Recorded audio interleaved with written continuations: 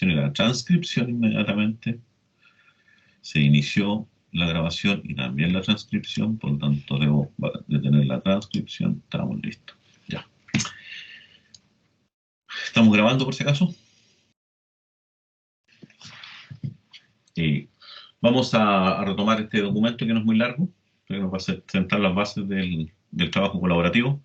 Recuerden que ese es fundamental para lo que viene para el mundo de la ingeniería, ¿cierto? Siempre hablamos de trabajo colaborativo y lo confunden con el trabajo en grupo, con el trabajo en equipo, que son cosas distintas.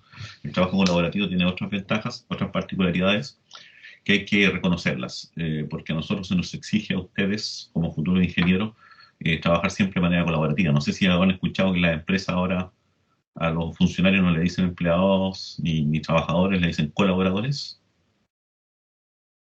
No sé, toda la gente que trabaja en los supermercados, en el retail, son colaboradores de la empresa. Ese es el concepto. Voy a retomar el documento este ya, que es el que vamos a trabajar hoy día, y después vamos a entrar a la introducción a la programación. Así que dicho eso, ustedes por favor vayan preguntando cosas si es que tienen dudas. La idea es que hablen, porque generalmente no conversan, no dicen nada. Estaba recién hablando con el director de su carrera y estaba muy preocupado porque le han llegado algunos comentarios de que los estudiantes no están participando mucho en el sentido de comentar, de conversar, y se quedan solamente en mirar nomás y en escuchar. Y esa no es la idea. La idea, especialmente en el trabajo colaborativo. El documento que vamos a trabajar es un documento de trabajo colaborativo. Obviamente la sesión va a ser grabada, se pide apagar la cámara y video de los participantes, iniciar el micrófono. Recuerden que de repente si tienen el micrófono abierto a veces he escuchado cada cosa yo, así que también. Y solamente lo abren cuando quieran hacer alguna pregunta. También mantengan activo el chat para las preguntas y para que queden registradas en él. Y después si es que queda alguna pregunta más compleja, la podemos responder ya a futuro o con más tranquilidad. Esa es la propuesta de siempre que deberíamos tener claro en cada clase. ¿Qué es el trabajo colaborativo? No sé si ustedes, generalmente en los colegios, cuando dicen hagamos trabajo en equipo, trabajo en grupo, ¿cierto? Y no sé si logran, o alguno de ustedes entiende cuál es la gran diferencia de lo que es el trabajo colaborativo versus el trabajo en grupo o en equipo. ¿Alguno de ustedes tiene alguna idea de por qué es tan importante el trabajo colaborativo? ¿Qué ventajas tiene?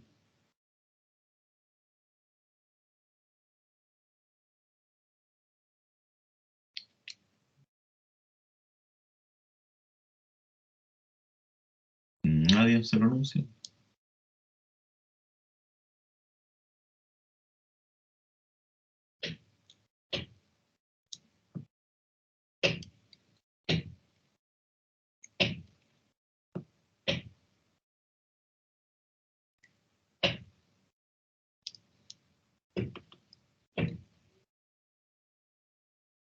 ¿Nos vamos a quedar toda la tarde así?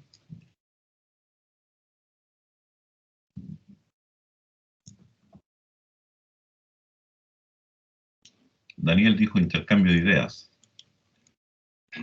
Dividir el trabajo. Ya, sí, tienen mucho sentido lo que plantea Daniel. Es como ¿Alguien tener más? diferentes puntos de vista acerca de un tema, ¿o no? No, no es tener distintos puntos de vista, sino que todo lo contrario, todos tener el mismo punto de vista. Esa es la idea del trabajo colaborativo. El trabajo colaborativo es aquel en el cual un grupo de personas intervienen aportando sus ideas y conocimientos con el objetivo de lograr una meta en común. Es decir, para que exista trabajo colaborativo, primero que nada tenemos que definir una meta, un objetivo que es común y que todos compartimos. Eso es el tema de fondo. Estoy de acuerdo con ese objetivo, o con esa meta, o a ese lugar donde queremos llegar.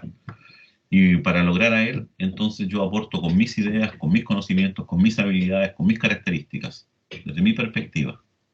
Aporto a lograr ese objetivo. Eso es, en términos prácticos, el trabajo colaborativo. Dice, sirve más para conocer las opiniones. Sí, sirve para conocer las opiniones, pero el objetivo no es emitir opiniones por emitirlas, sino que las opiniones y todas las cosas tienen que tener el objetivo claro de lograr la meta, de alcanzar esa meta en común que todos tenemos. Acá no se trata de repente que si existe alguna conversación en algún grupo de trabajo y algunos planteen totalmente cosas distintas a las que se supone que es la que vamos a alcanzar. Esa no es la idea. La idea es que una vez que ya está resuelto cuál es el objetivo, ese objetivo es el que todos atacamos en conjunto y lo atacamos de acuerdo a nuestras propias características.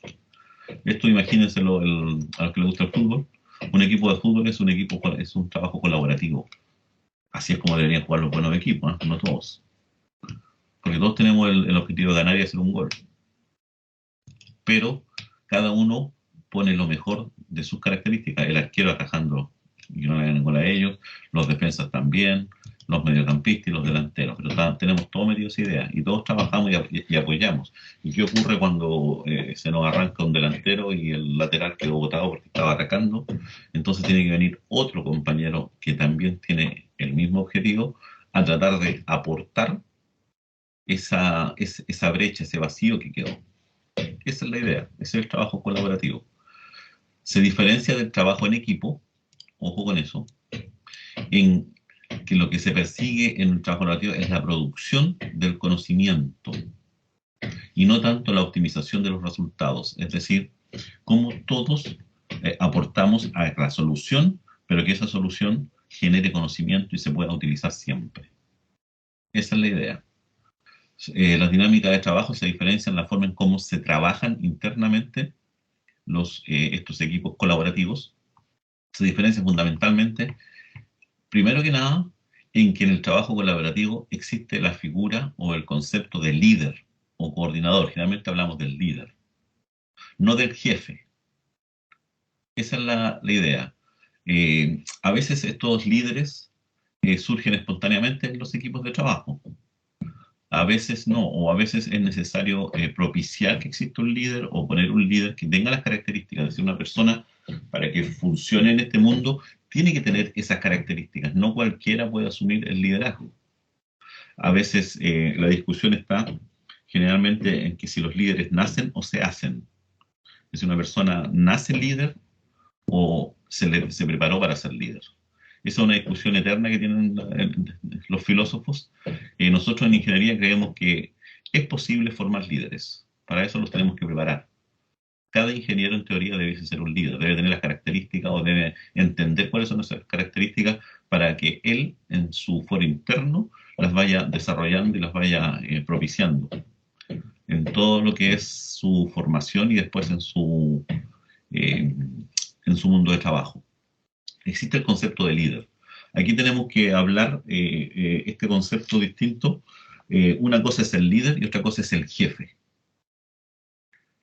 Y la diferencia radica en que al líder las personas lo siguen porque confían en él. Al jefe le hacen caso porque tiene el poder. Esas son dos cosas distintas. El líder y el jefe. El ideal es que todos los jefes sean líderes. Y esas son las organizaciones muy exitosas en el mundo. Las otras organizaciones que son muy rígidas es donde el jefe tiene el poder y por lo tanto la gente reacciona o trabaja, entre comillas, por el temor al poder y no porque está de acuerdo o entiende que la persona que está liderando el tema es la que debo seguir. Es porque efectivamente me da la confianza y debo confiar en lo que él está haciendo. Esa es la idea del líder y del jefe, por si acaso, la gran diferencia. El trabajo colaborativo, como bien indica este dibujito que está acá, todos ponemos algo, todos aportamos, todas las manos valen. En el trabajo colaborativo esto no debería ocurrir. Una persona sentada a un lado, la otra sentada hacia el otro lado y cada uno ensimismado en su tarea nomás. Las tareas dentro de un equipo colaborativo se deben, entre comillas, compartir. No significa que yo soy especialista en todas las tareas que ocurren dentro de mi grupo de trabajo, pero sí tengo que estar informado qué es lo que está haciendo el resto de mi gente. De tal forma, si en algún momento dado existe algún problema con alguno de ellos, entre todos podemos resolver esa brecha que se pudo haber provocado. El tema que les decía yo del jugador de fútbol, cuando se arranca el delantero y el lateral quedó botado, otro jugador entiende la situación y trata de aportar, porque sabe cómo debiese ser. No es especialista en el mundo del fútbol como lateral, pero sabe cómo debería actuar. Eso es el tema del trabajo colaborativo. Y acá está claramente identificado en este dibujito dos organizaciones. La que está al lado izquierdo es una organización que está trabajando de manera colaborativa, y aquí en la derecha es una organización que está trabajando de manera convencional o tradicional. Acá existe un líder, este es el líder. Acá existe un jefe. Y fíjense el concepto que la imagen nos provee. El líder sí está tirando, sí está ayudando a sus colaboradores, entre comillas, a subir este carrito a esta cima. En el otro caso, en el caso de los jefes, solamente el jefe espera que el resto de sus trabajadores hagan el trabajo. Esa es la gran diferencia. En el mundo del trabajo colaborativo, el líder se involucra 100% en el trabajo y sabe lo que está haciendo. En cambio, en las organizaciones convencionales y más antiguas, el jefe está siempre sentado esperando que sus colaboradores resuelvan el problema o hagan el trabajo completamente, y yo solamente doy las órdenes. Ese es un tema más o menos claro. Entonces, quiero que les quede bastante o medianamente claro el concepto de líder. Líder se involucra en el problema. El líder está involucrado. El jefe manda. Al líder le hacen caso. Al jefe obviamente le hacen caso, pero al líder le hacen caso porque confían en él y porque ven que es uno más. Y en el jefe efectivamente ostenta el poder nomás.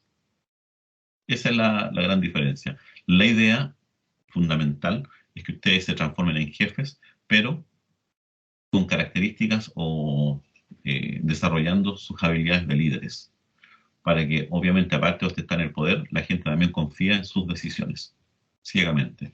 Esa es la gran diferencia entre un trabajo en equipo y un trabajo colaborativo. En el trabajo colaborativo todos nos involucramos, todos formamos parte, hasta el líder ayuda a tirar el carrito. ¿Cuáles son los elementos claves para trabajar colaborativamente en nuestro mundo? Primero, si ustedes van a trabajar en una tarea de manera colaborativa, van a hacer un trabajo, entre comillas, como siempre dicen ustedes, en grupo, lo primero tienen que definir cuál es el objetivo. Un objetivo común en el grupo que responda a las necesidades y desafíos de sus funciones. ¿Qué significa eso? Que si vamos a desarrollar una tarea, un trabajo, definimos la meta y después nos damos cuenta cómo desde mi potencial yo puedo aportar al desarrollo de esa meta. Esa es la idea. O sea, yo no puedo generar un equipo de trabajo colaborativo si previamente no he definido cuáles son las metas y tampoco he logrado determinar cuáles son las funciones que cada uno de nosotros debería asumir o intentar llevar a cabo. También debemos asumir la responsabilidad individual y compartida para alcanzar ese objetivo. ¿Qué significa eso? Que yo me hago responsable de mi trabajo, pero también me hago responsable del trabajo de los demás. Y eso es una cosa fundamental en nuestro mundo. Cuando yo pido tareas acá, generalmente el grupo de 3 personas trabaja uno, trabajan dos y hay uno que no trabaja. En ese caso, no están trabajando de manera colaborativa y ustedes deberían inmediatamente dejar de lado a esa persona, aunque les cueste de repente decirlo, porque tienen que ir acostumbrándose a todos, tanto ustedes como al que no quiso trabajar y al final lo pusieron ahí porque es amigo de ustedes nomás en los trabajos. Hay que asumir la responsabilidad individual y compartida para alcanzar el objetivo. Todos. Asegurar la participación activa y comprometida de todos los miembros. Todos deben participar y todos tienen que comprometerse. Y el líder, ¿cuál es la gracia que tiene? Es que él tiene que tratar de que todos se comprometan.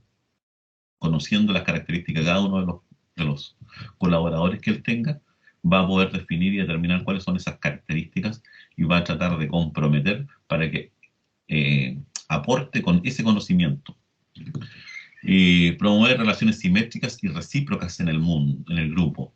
¿Qué significa esto? Esto deja de lado totalmente el concepto de jefe en teoría, porque cuando yo digo promover relaciones simétricas, no asimétricas, ese es el concepto. Cuando las relaciones asimétricas significa que hay alguien que manda y alguien que escucha. Una relación simétrica es que estamos todos al mismo nivel. Y en el mundo nuestro, en el mundo de la ingeniería, cuando ustedes sean ingenieros, se van a encontrar con varios ingenieros y todos tienen la misma característica, son ingenieros. Por lo tanto, ahí se tiene que provocar una relación simétrica. Todos nos respetamos y yo respeto a todos, porque estamos todos al mismo nivel. Acá no hay nadie que sirve más, sirve menos, que pesa más, que pesa menos, que aporta menos. Ese es el tema de promover relaciones simétricas entre pares. Desarrollar interacciones basadas en el diálogo y la reflexión también. como ya lo mencionaron algunos, es conversar, ¿cierto? Dialogar, reflexionar sobre lo que estamos desarrollando o cómo estamos alcanzando el proyecto. Eso es fundamental. Tenemos que trabajar sobre eso. Y eso significa que lo que yo les preguntaba, por eso les digo yo cuando pregunto algo, ustedes tienen que hablar, porque como ingeniero no me sirven los ingenieros que no hablan.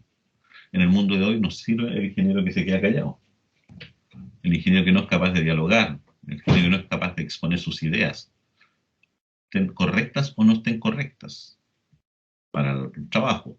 Tampoco tiene que sentirse menospreciado si es que su opinión es rebatida. De eso se trata este tema, de conversar. Y en esta parte del curso esa era la idea, de que ustedes también conversaran y se estableciera un diálogo y reflexionáramos sobre este tema, reflexionáramos sobre el desafío que tiene trabajar de manera colaborativa. Reflexionemos sobre el tema de qué pasa cuando hacemos trabajos en equipo o en grupo y hay una persona que no trabaja. ¿Qué creen ustedes que es lo que debería ocurrir? Y que es lo que debería ocurrir siempre y no ocurre. Esas cosas las tenemos que conversar y decirlas de frente. Un ingeniero, si está trabajando en un grupo de trabajo o en un equipo de trabajo que están construyendo, no sé, una represa, hay varios ingenieros trabajando en ese proyecto, y de repente uno no está haciendo bien su trabajo, es necesario decírselo. Oye, tú no estás aportando. Y si tú no sigues aportando, entonces nosotros lamentablemente vamos a tener que sacarte del equipo, porque no estás colaborando con todos nosotros. No se trata de ser mala gente, mala fe, no, sino que tiene que ver con asegurar la participación activa y comprometida de todos y además asumir la responsabilidad. Hay que enseñar también a asumir las responsabilidades de todos. Si yo no trabajé en esta tarea, entonces no tengo por qué pedir que me incorporen como miembro de este grupo. Ese es un tema fundamental. Y llevar a cabo encuentros frecuentes y continuos en el tiempo. ¿Qué significa eso? Que constantemente deberían estar eh, comunicándose estos miembros de estos trabajos, de estos equipos colaborativos, generar reuniones, pero caemos en el tema complicado siempre de las reunionitis, que es el concepto fundamental que nosotros generalmente hablamos. Las reuniones tienen que ser frecuentes, sí, continuas también en el tiempo, pero cortas y precisas. Y no entrar en divagaciones y en tener una reunión de 4 o 5 horas, no. Las reuniones son cortas, precisas, continuas en el tiempo para ir viendo el desarrollo, pero no pueden divagar, tienen que ser precisas. Eso es lo que caracteriza a un ingeniero. ¿Cuáles son las ventajas de trabajar colaborativamente? Primero, aumenta la posibilidad o la probabilidad, en realidad no la posibilidad, la probabilidad de encontrar soluciones frente a los desafíos de su trabajo. Es decir, si trabajamos de manera colaborativa, es muy probable que encontremos soluciones a los que en nuestro trabajo se nos plantea como un gran desafío.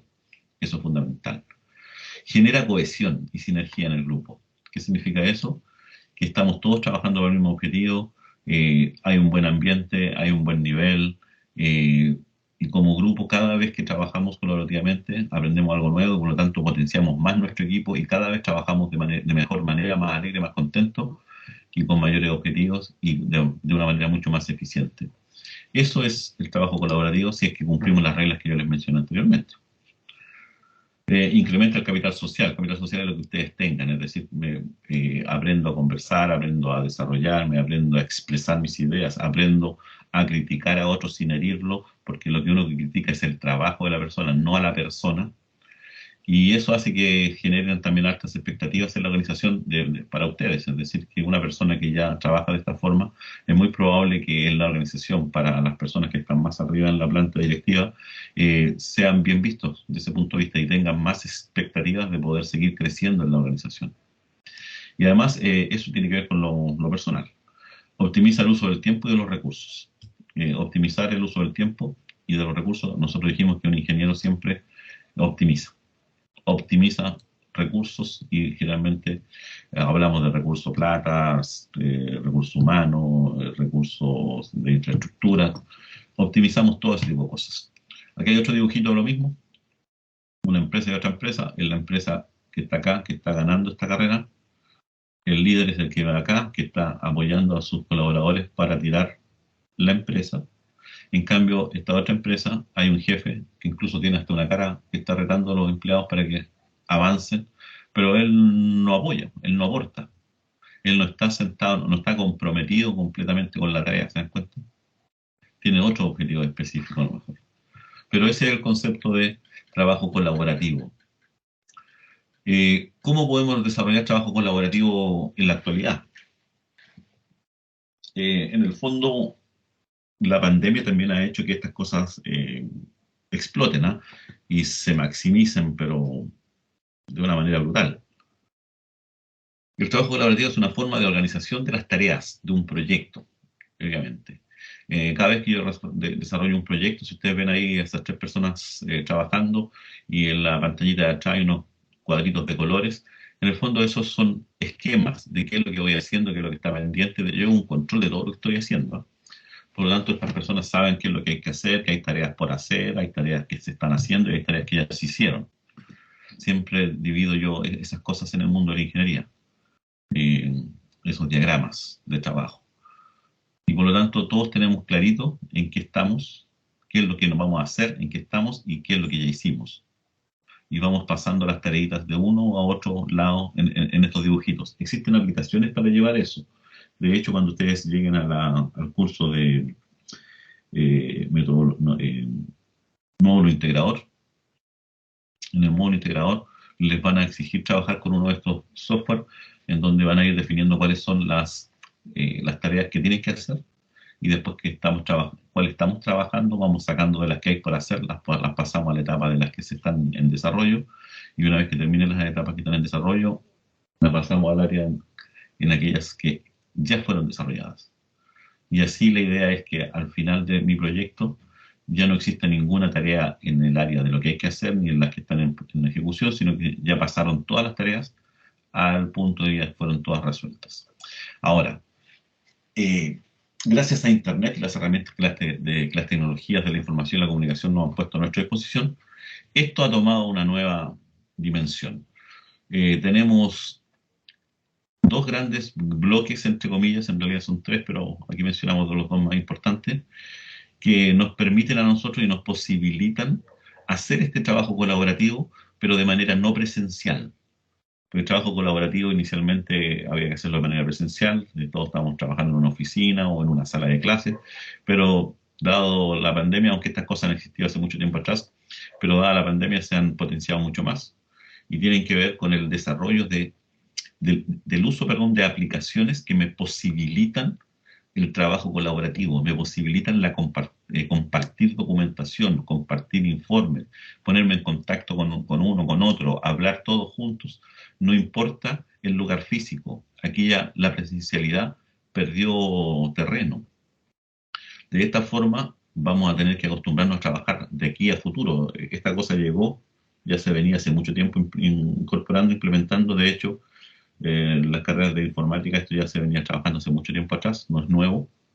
El poder trabajar directamente desde su casa, como lo han hecho muchas empresas ahora con sus trabajadores, pero en el mundo de la informática eso ya era pan de cada día casi en muchos de nuestros ingenieros, en donde se decidía de repente y te daban tu tarea y tú te ibas y trabajabas en tu casa y te conectabas a internet a través de todas estas herramientas que ya existían y podías conversar. Esto se ha potenciado mucho más. Ustedes como futuros ingenieros a lo mejor van a tener que trabajar de manera colaborativa con ingenieros de distintos países, por lo tanto van a tener que aprender a usar todas estas herramientas tecnológicas. Entre esas, obviamente tenemos todo lo que tiene que ver con la suite, con el conjunto de aplicaciones de Office 365, ¿cierto? Que tienen una gran cantidad de aplicaciones que me posibilitan este trabajo colaborativo, compartir información. También tenemos todo lo que es la suite de Google, que me posibilita también escribir documentos e ir compartiéndolos entre nosotros mismos, entre todos nosotros, entre todas las personas, y que vaya quedando un registro de todo lo que hace o que modifica documentos. No sé si alguno de ustedes ha trabajado en alguna de estas herramientas colaborativas o sabía que existían herramientas colaborativas de este estilo que posibilitan el desarrollo, por ejemplo, de un documento. Estamos escribiendo un informe. Me pidieron un informe y resulta que hay que entregarlo la próxima semana, pero hay un compañero de ustedes que vive en Linares, el otro en Curicó y el otro está aquí en Talca.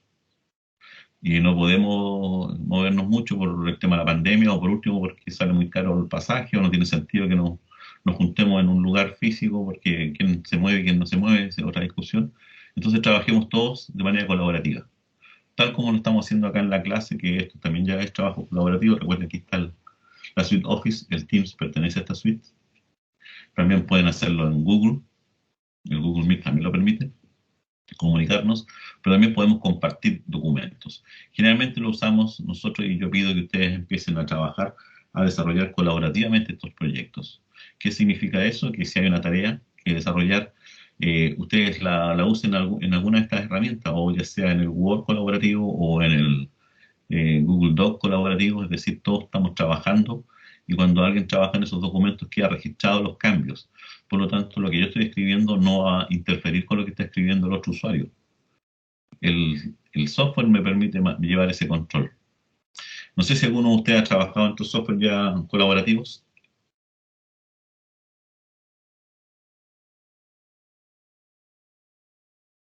Sí, profe, yo ¿En qué trabajamos? ¿En en cuál? Word.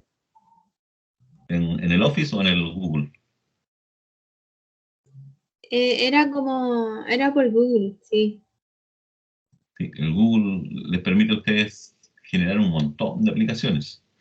Están todas disponibles, ¿ah? Ustedes incluso no necesitan tener el Word instalado. Es cosa que pongan Google nomás, ¿cierto? Se puede hacer Word. Y en Google ustedes pueden ir a todas las herramientas que tienen.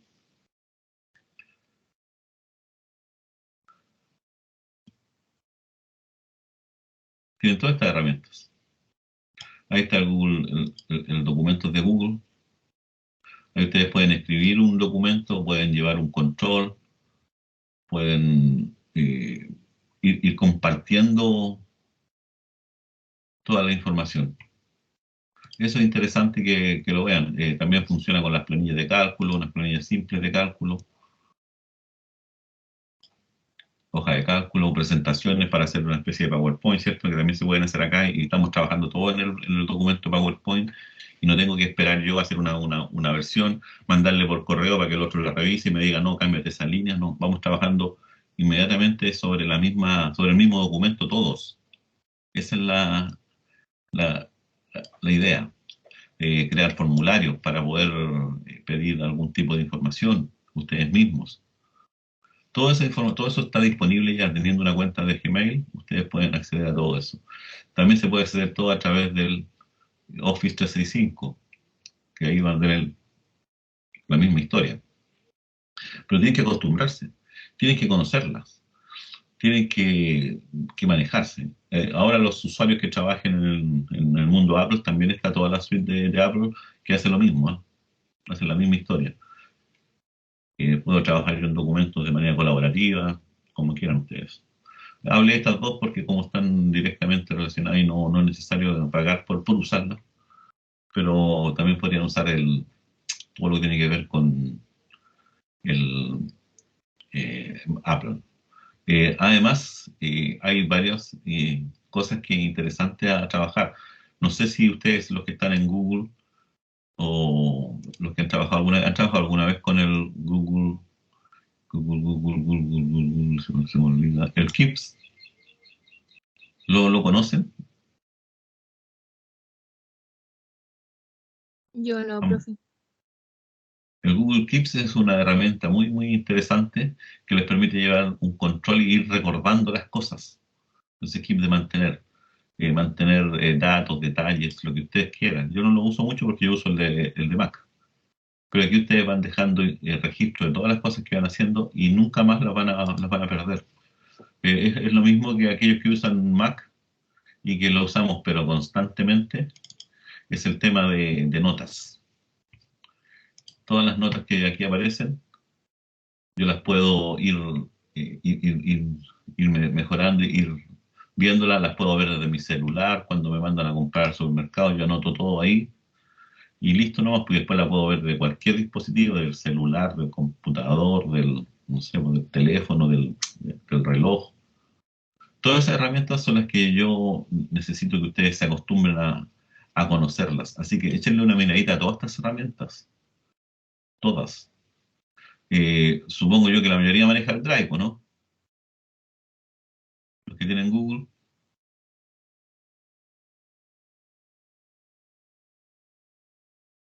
Manejan el concepto de Drive, ¿no? Sí, Es fundamental que lo tengan. Recuerden que les regala 15 gigas y ahí pueden ir dejando las tareas, todo, y lo van a tener siempre accesible. Se le echó para el computador, no perdieron el informe porque lo tienen ahí. Todo déjenlo aquí en la nube. Es fundamental que tengan ustedes su cuenta de Google Drive y después la pueden asociar a su computador y generar una carpeta, y todo lo que ustedes metan en su carpeta en su computador se va a sincronizar inmediatamente con la nube y no van a perder nunca nada. Esa es la idea. Así que vuelvo a repetir, ustedes pueden trabajar y hacer un montón de cosas con un Google Drive, con el Google en realidad, y es gratis. Así que esa es una herramienta colaborativa que nos permite hacer un poco lo que hemos mencionado.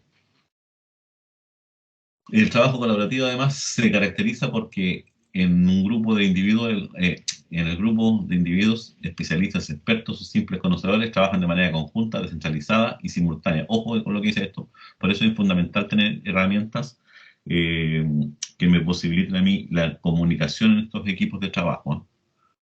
Trabajan de manera conjunta pero descentralizada, es decir, no están todos juntos, están todos separados. Pueden estar todos separados, pero existen las herramientas que me posibilitan a mí la interconexión y la comunicación instantánea con cualquiera de ellos.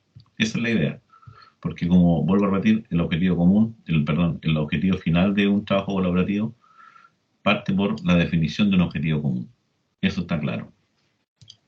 Cada uno de los integrantes aporta, coopera, interviene en aquellas áreas del proyecto en que domina más. Es decir, en un proyecto, si aquí tengo un proyecto, hay 4 personas, cada una de ellas es más especialista en un área que en la otra. Es en esa área en donde él tiene que aportar sí o sí. Pero eso no significa que no sabe lo que están haciendo el resto. Tiene claro lo que están haciendo. Tal vez no va a tener la expertise para poder hacerlo, pero él sabe lo que están haciendo. Esa es la idea. Pero hay un área que yo domino más y es sobre esa área la que yo pongo todo mi esfuerzo y todo mi apoyo. Y eso es lo importante. El objetivo principal del trabajo colaborativo es compartir conocimientos bajo una concepción altruista del saber.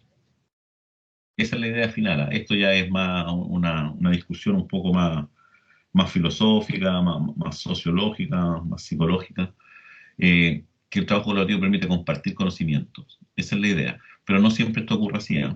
Porque hay organizaciones que son muy cerradas, por lo tanto no se comparte conocimiento, aunque internamente trabajen de manera colaborativa. Pero el fin común, ¿por qué nació el trabajo colaborativo? Es ese, es el de compartir el conocimiento. Esa es la idea. Porque eso tiene una concepción, como dice el documento, altruista del saber. Es decir, yo quiero que todos sepan lo que yo sé. Esa es la idea. Y en estas formas de trabajo a veces desaparece el autor. Porque como estamos todos colaborando con este concepto, entonces ya la cosa no pertenece a un solo autor, sino que pertenece a muchos autores o pertenece a todos aquellos que están en el equipo. Esa es la idea. En este sentido hay algunos ejemplos de trabajo colaborativo. Lo suponen plataformas como, por ejemplo, Wikipedia. Todos conocen Wikipedia, ¿cierto? Pero Wikipedia es una enciclopedia que no tiene dueño en el fondo, porque la Wikipedia la construimos todos. A veces está bien, otras veces está mal, pero definiciones que están correctas, a veces incorrectas, pero es la decisión nuestra. Y si yo me doy cuenta que hay una mala definición en Wikipedia, mi responsabilidad es tratar de cambiar esa definición o informar que no corresponde. Habla de la responsabilidad individual de cada uno de nosotros. Wikipedia, vuelvo a repetir, es un trabajo colaborativo. Linux. Linux es un sistema operativo, donde aparecen estas dos cosas que están acá. GNU y Linux es un sistema operativo, a diferencia de Windows. Windows también es un sistema operativo, lo mencionamos en la clase pasada, siento que hay distintos sistemas operativos. Entre esos está Windows, Linux y el de macOS, pero aquí el trabajo del desarrollo de este sistema operativo Linux es un trabajo netamente colaborativo, porque no tiene dueño, aunque alguien lo creó o alguien comenzó, que es Linux Torvald, el tema de Linux, ¿cierto? Y por el lado del GNU, que es el software abierto, por el lado de esta caballero que está acá, está Richard Stallman, son dos personas que comenzaron esto, pero detrás de ello hay millones de personas que están apoyando y aportando para la mejora de estas herramientas. A diferencia de los softwares cerrados, por ejemplo, que no son muy colaborativos, como es el propio Windows o el mismo de Mac, el Mac OS, que son sistemas operativos más cerrados, en donde hay un equipo de trabajo solamente, pero el resto de la gente no participa. A lo más, reportando los errores. Eso es lo único que hacemos nosotros. Pero no la solución. Y la solución de esos errores aquí en el mundo Linux sigue. Hay equipos de trabajo y si usted inventó algo interesante o descubrió una cosa que es un aporte, ustedes se la envían y ellos publican ese aporte. Esa es la idea fundamental de estos trabajos colaborativos. Wikipedia y todo el mundo Linux y GNU. Y tenemos un proyecto que he tratado de ver aquí cosas, estas son cosas genéricas, estas son cosas mucho más informáticas y estas son cosas un poco más sociales. El proyecto Gutenberg es un proyecto que lo que busca que digitalizar un sinnúmero de libros, es decir, en el fondo una biblioteca libre. Existen más de 49.000 libros disponibles, libres, que ya no tienen derecho a autor y por lo tanto han sido publicados, pero para eso hay un grupo de gente que está cada uno haciéndose cargo de cada uno de los libros y publicándolo, arreglándolo, dejándolo que estén disponibles, que yo los pueda bajar. Ese es el proyecto Gutenberg. Y existen muchos proyectos más que son de tipo colaborativo para buscar algo. No sé si en la actualidad todavía está activo el proyecto SETI. No sé si lo ubicaban ustedes durante mucho tiempo atrás. Estuvo muy importante el proyecto SETI.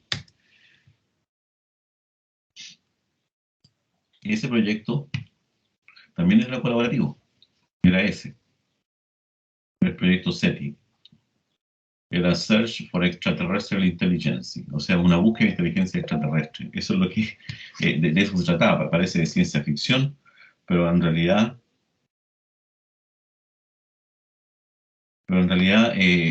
funcionó como proyecto. Existen numerosos proyectos SETI que tratan de encontrar vida extraterrestre inteligente, ya sea por medio de análisis de señales electromagnéticas capturadas en distintos radiotelescopios o bien enviando mensajes de distinta naturaleza en el espacio. En realidad, el proyecto SETI, el más conocido que había, era el que procesaba los sonidos capturados por un radiotelescopio. Recuerden que el radiotelescopio captura sonidos. Y el radiotelescopio generaba y capturaba tanta información, millones y millones de bytes de información, que no los podían procesar. Entonces, de manera colaborativa, cada uno de nosotros se incorporaba a este proyecto, instalaba un pequeño programa. ¿Y qué es lo que ocurría? Que cuando mi computador entraba en estado de reposo, porque no estaba haciendo nada, por 5, 10, 15 minutos de repente no estaba haciendo nada, en ese momento se abría el famoso esa pantalla que siempre está cuando ya entró en reposo el computador, uno lo puede definir. Bueno, se activaba y le enviaban trozos pequeñísimos nomás de información y trataban de buscar evidencia con los algoritmos que estaban en el programa de algún tipo de patrón que apareciese en ese trozo de información que su computador, de manera colaborativa y cuando en teoría no estaba siendo ocupado, sino que estaba de manera ociosa, respondía. De esa forma, este proyecto podía analizar millones y millones de datos, pero en poquísimo tiempo, dado el trabajo colaborativo del resto de los computadores cuando caían en estado de reposo. Eso se usó durante mucho tiempo. Ya no sé, eran cosas como esta, los salvapantallas, a eso me refería yo, los salvapantallas activados. No sé si en la actualidad este no estará funcionando o no, pero se suspende, ¿ves? Después de 2 décadas y sin haber encontrado nada todavía. Pero aún siguen otros proyectos. Pero esos son ejemplos de proyectos, vuelvo a repetir nuevamente, colaborativos. ¿Se dan cuenta cómo podemos hacer algo que nos ayude a todos, algo que es propio de lo informático, algo que es más social, o una cosa que se debe tirar a las mechas, que es la búsqueda de vida extraterrestre? Así que la idea es esa, tenemos un objetivo común y cada uno de nosotros pone a su disposición su mejor forma, su mejor versión para resolver un problema. Ese es el tema número 1. Ahora, ¿cómo nosotros vemos el trabajo colaborativo en el mundo de la programación? Porque eso es lo que nos atañe a nosotros. O sea, el trabajo colaborativo ustedes lo van a seguir estudiando durante mucho tiempo en distintas asignaturas, porque de eso se trata la carrera, ¿cierto? Pero aquí hay son unos párrafos de un paper publicado hace unos 4 o 5 años atrás, que hablaban sobre el aporte que tiene enseñar a pensar colaborativamente y cómo eso nos podía beneficiar a nosotros en el mundo de la programación, que es lo que estamos viendo nosotros con ustedes. Aquí hablaban de que en los cursos relacionados con la programación, se suele utilizar una metodología de enseñanza-aprendizaje basada en la resolución de problemas, obviamente. Para enseñar a programar, yo les tengo que decir que programar es resolver un problema, por lo tanto, es obvio que haya que usar una estrategia de resolución de problemas, que a veces implica la aplicación de técnicas como la programación en pares. ¿Qué significa eso? Hay una técnica en programación en nuestro mundo que habla de que para poder resolver un programa, un proyecto o escribir un programa, se debe hacer entre pares. Esta es una de las tantas teorías que hay, ¿eh? Hay muchas más. Entre pares, es decir, dos personas de manera consistente y constante trabajan sobre el mismo problema y generan la misma solución, pero tienen que trabajarlo en un solo computador, no cada uno por su cuenta, no, sino que los dos conversando ahí, juntos. Y para eso, si lo queremos hacer online, ahora tenemos que tener estas herramientas. Los cursos de programación a menudo se piden a los estudiantes que trabajen en grupo para escribir programas. Los IDE, que vamos a ver qué es en la clase de hoy, sin embargo no fomentan la interacción. Nosotros vamos a trabajar un IDE que efectivamente sí la fomenta, así que también vamos a incorporar eso. También hay un concepto que dice que aprender un lenguaje de programación es difícil. Ojo, aprender un lenguaje de programación no es difícil, lo que es difícil es aprender a resolver un problema. Esa es la idea. Pero vamos a darnos cuenta que Python es muy simple de aprender. El estudio de la ciencia de la computación se concibe necesariamente como una actividad colaborativa, que se centra más en la resolución de problemas y en el pensamiento algorítmico que en la programación. Eso quiero que quede claro. Nosotros vamos a terminar programando, pero el objetivo es la resolución de problemas. Y de esa forma desarrollar nuestra capacidad analítica y nuestra capacidad de pensamiento algorítmico, o lo que se denomina en la actualidad el pensamiento computacional. Eso es lo que tenemos que desarrollar. Y después vamos a escribir el programa y ahí entra recién los lenguajes de programación. Por lo tanto, creer que una persona aprendió a programar porque sabe un lenguaje de programación está errado. Yo conozco personas que son especialistas resolviendo problemas, pero no saben ni un lenguaje de programación, pero son fundamentales. Esa es la idea. Aquí pueden leer ustedes más cosas importantes en el ámbito, en el ámbito de la enseñanza, de cómo deberíamos nosotros enseñarle a ustedes a programar. Eso es lo que estamos tratando de hacer con ustedes en el otro curso. Se dan cuenta en el método de aula invertida, que significa que nosotros no le decimos lo que hacen ustedes, sino le decimos en términos generales y ustedes trabajan solos. Que se genere la interacción y la discusión entre los estudiantes, cosa que yo no he podido hacerla. Los equipos ligeros son equipos de la clase que los miembros del equipo tienen poco o ningún impacto directo en las calificaciones en aula, pero donde existe un componente significativo, etc. Aquí en el fondo lo que me están indicando es que efectivamente haya una parte de la nota que también depende de ustedes y que ustedes mismos se la colocan entre ustedes. No hemos llegado a eso todavía porque cada vez que hacemos el ejercicio se ponen puros 7 todos. Y a veces hay alumnos que efectivamente nunca trabajaron y tienen el 7. Y después me mandan el correo y me dicen, profesor, ese alumno nunca trabajó, pero lo tuvimos que ponerle un 7 porque era amigo no sé de quién. Eso no debería ocurrir. Si el tipo no trabajó, no tiene 7. Así de simple. La inclusión de la gamificación es otro concepto. O sea, los conceptos que ustedes utilizan para jugar también hay que usarlos acá en el mundo de la programación.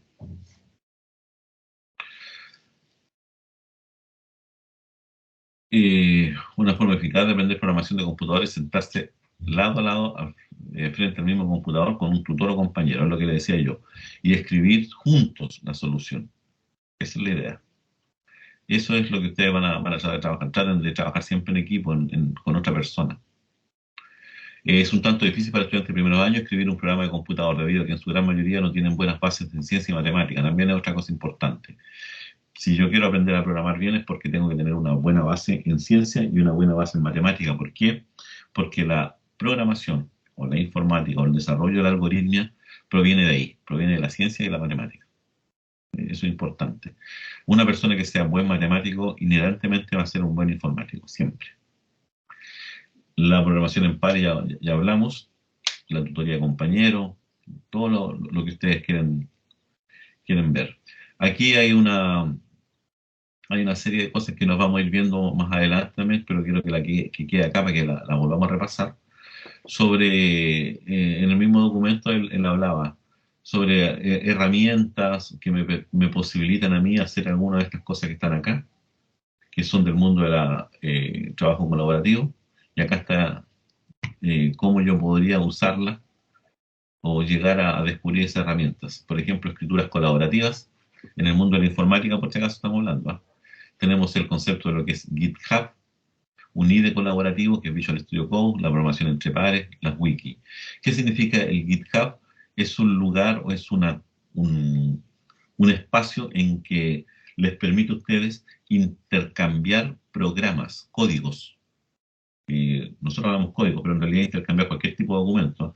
Nosotros lo usamos para el tema de la codificación. Cuando ya estemos desarrollando programas, o estemos viendo en clases ejemplos de programas, yo hago todos mis ejercicios y después los subo a un repositorio remoto, que es el GitHub. De esa forma, ustedes tienen acceso a todo lo que yo he hecho. Y cualquier cambio que yo haga, también ustedes lo van a poder visualizar y lo van a poder tener. Eso es el primer punto del trabajo colaborativo que quiero alcanzar con ustedes. Después hay un montón más de cosas en el aprendizaje: corrección por el compañero, resolución de la estructurada, juego de roles, gamificación, mundos virtuales, entornos virtuales, herramientas específicas, grupos de conversación, que son los MOOC, los Massive Open Online Cursos, que son los cursos chiquititos de no más de 5, son cápsulas de no más allá de 5 minutos que atacan un problema fundamental. Sería como yo en una tarea les diera a ustedes, no sé, pues hagan una cosa específica en 5 minutos nomás, y tienen que hacer un buen video. Lo hemos hecho en nuestras asignaturas y ha funcionado. Entre esas está Scratch, lo que ustedes están viendo ahora con Philip. Scratch posibilita hacer todos estos trabajos colaborativos. Recuerden que pueden trabajar online también con Scratch. Y pueden ir viendo, pueden ir desarrollando, pueden ir interactuando, pueden ir trabajando sobre esto. Es importante que lo manejen bien, ¿eh? Porque aquí está sentada la base de todo lo que es el trabajo colaborativo y todo lo que es la introducción a la programación. Así que, por favor, hagan esfuerzo para tratar de... Acá en este documento, si ustedes quieren, hay una guía para realizar el juego del Pong. El juego del Pong es este juego que la pelotita avanza de un lado a otro y yo le pego y la voy devolviendo hasta que pase hacia el otro lado y hago un gol. No sé si ya lo han visto con Philip, pero aquí se los dejo, donde ustedes, si siguen estas instrucciones. ¿Por qué lo dejo acá? Porque como lo que tengo que pasarle yo es el algoritmo ahora, que es un algoritmo, en el fondo ustedes no se dan cuenta, pero lo que yo le estoy desarrollando al darle esta guía para realizar el juego es que ustedes están siguiendo un algoritmo. No se dan cuenta, pero eso es lo que están haciendo. Además, promueve la creatividad. Este es un juego clásico, dice que se puede replicar fácilmente. Precisamos 2 paletas, que podemos cambiarle el disfraz, transformarlo en hombre, jugar de fútbol. Es decir, las 2 paletas pueden ser lo que usted quiera. Usted es el creativo. Usted pone un fondo, la pelota que usted quiera. Puede permitir que la paleta se mueva hacia adelante, hacia arriba, hacia abajo, en diagonal. Usted toma esas decisiones. Esa es la idea. Entonces usted va construyendo, va creando, va inventando un mismo juego que para todos que todos lo deberíamos hacer, pero cada uno de nosotros le va a poner lo que es propio mío y podemos conversar ahí entre varios. Esa es la idea. Ojo acá, que los arcos son estos, ¿no? Manchas negras, pero yo podría poner un arco más pequeñito, no sé, o en la medida que vaya pasando el tiempo, la paleta o el personaje que hace de paleta se vaya achicando. ¿Qué significa eso? Que va a ser un poco más difícil en la medida que pasa el tiempo pegarle a la pelota. O también que la pelota, a la medida que vaya avanzando el tiempo, vaya achicándose la pelota también, entonces, o aumentando la velocidad. Ese tipo de cosas son decisiones de creatividad. Y usted tiene que tratar de incorporarla. El primer paso que tiene usted para resolver cualquier tipo de problema es entender el problema, fundamental. Y después tiene que diseñar y conseguir los objetos, es decir, qué datos, qué cosas necesito. En este caso necesita 2 paletas, una pelota, 2 líneas verticales que serán los arcos y un fondo que será una cancha. Es decir, usted cuando está resolviendo un problema piensa siempre así. Tengo claro lo que tengo que hacer, sí. ¿Qué necesito? Tarata. Después diseño eso y busco. Por ejemplo, yo puedo pensar que esta sería una paleta, otra paleta, la pelota, el fondo o campo, o estos serían los arcos, o podría cambiar. Yo defino. Yo trabajo y creo. Yo soy el creativo. Eso es lo que tratamos de desarrollar con ustedes en esta parte. La creatividad, trabajo colaborativo. Esa es fundamentalmente. Y después comenzamos con la programación, entre comillas. Aquí, Philip ya tiene que haber explicado que hay que tener mucho cuidado cuando incorporemos los bloques de acción. ¿Qué significa incorporar los bloques de acción? Las instrucciones. ¿A quién se las voy a indicar? ¿A quién se las voy a asignar? Recuerden que tenemos varios objetos distintos que están interactuando. Y si yo pongo la programación, por ejemplo, de que la pelota se mueva y me equivoqué, y en lugar de ponerle la programación, entre comillas, del movimiento de la pelota, se lo pongo a la paleta es la que va dando vueltas por todos lados y la pelota no se va a mover. Yo tengo que ser muy consciente, tengo que tener muy clarito qué es o qué es lo que estoy trabajando, cómo lo estoy trabajando. Y aquí viene el código completo. Si ustedes siguen esto al revés al derecho y siguen lo que está escrito ahí, van a poder tener un juego completo. Esto no voy a entrar yo porque esto es lo que están viendo con Felipe, pero ustedes mismos lo podrían ver, tratar de desarrollar y ver cómo les queda. Total, aquí está la programación completa. Aquí está completo cómo hacerlo. Ahora, lo importante es que ustedes sean creativos. Aquí hablaba de eso. Aquí ustedes pueden poner, si quieren, no sé, 2 personas distintas. Si ustedes quisieran, también podrían crear su propio mono, su propio dibujo, y lo importan al Scratch. O podrían importar una foto. Y la cabeza podría ser, no sé, hay un compañero que me cae mal, bueno, la cabeza es el compañero. No sé. Eh, los que son de la U y los que son del Colo, uno podría ser azul y el otro blanco.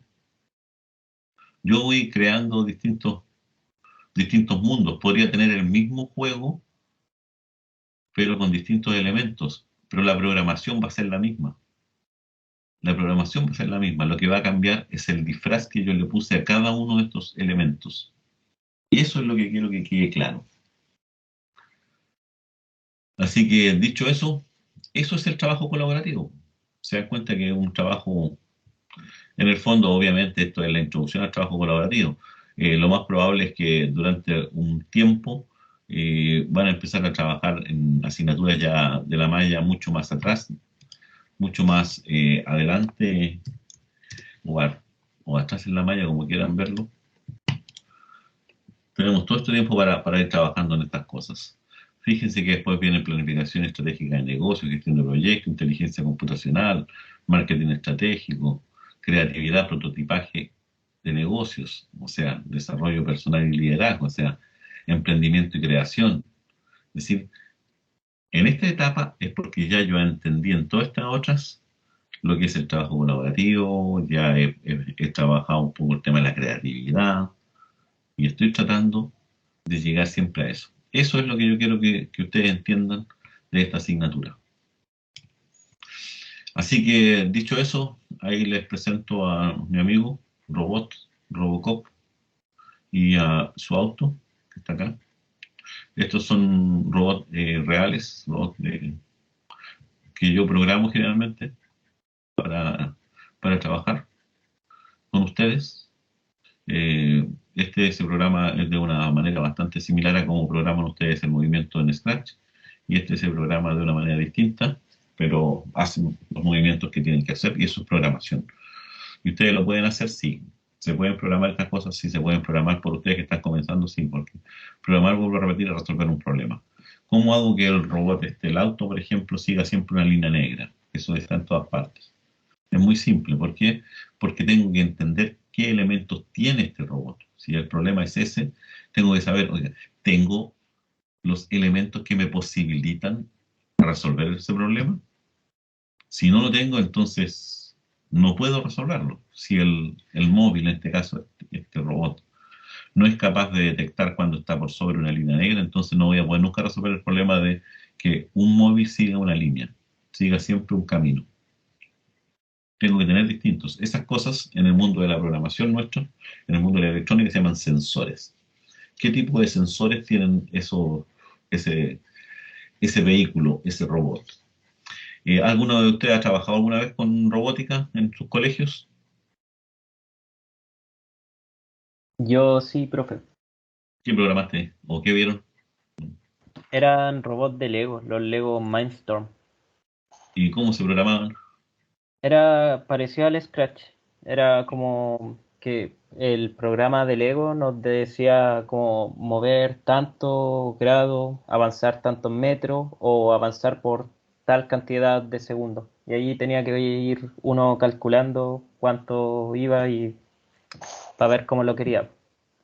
Exactamente, ¿te das cuenta que es lo mismo que estaban haciendo en Scratch? Sí, bien parecido. De hecho, este robot se programa, no sé si lo tengo acá.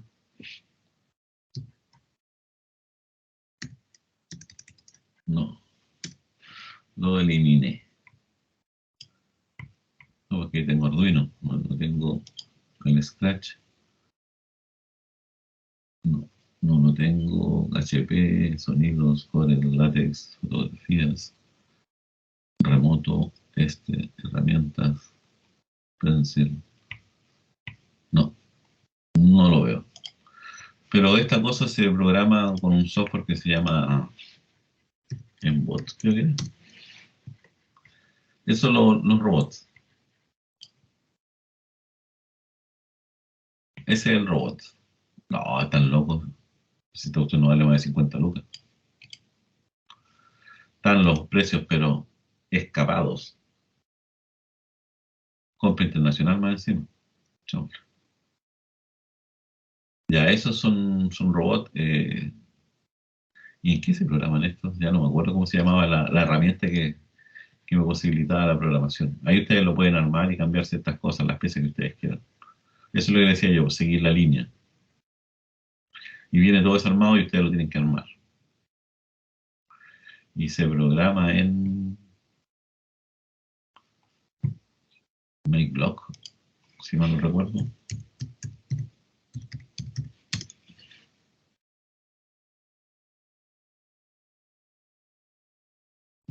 Pero una cosa como esa. Aquí está, se puede programar esta cosa que está aquí. Trae ciertos motores.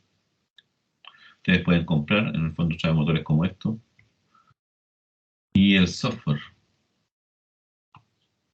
No me acuerdo cuál es el software que lo trabajamos. Pero ahí ustedes pueden buscarlo. Creo que en PC Factory también los vendían esto. En la universidad, una vez que ya volvamos algún día, espero que sea pronto, vamos a poder programar estas cosas porque tenemos estos videos. Tenemos estos robots y los podemos probar, ustedes los pueden ver allá. Tenemos varios de estos, GPS, DBS, ¿dónde están los robots aquí? Robótica.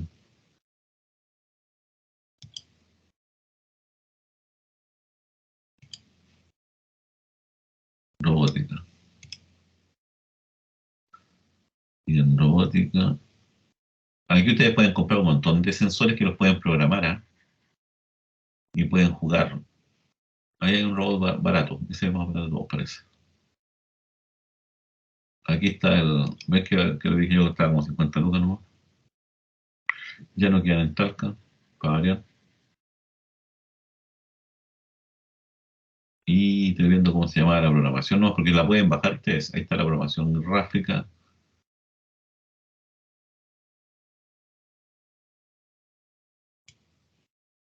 Y pueden trabajar ustedes tranquilamente y pueden entretenerse.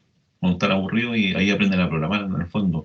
Es como más rápido, ¿eh? Es como que uno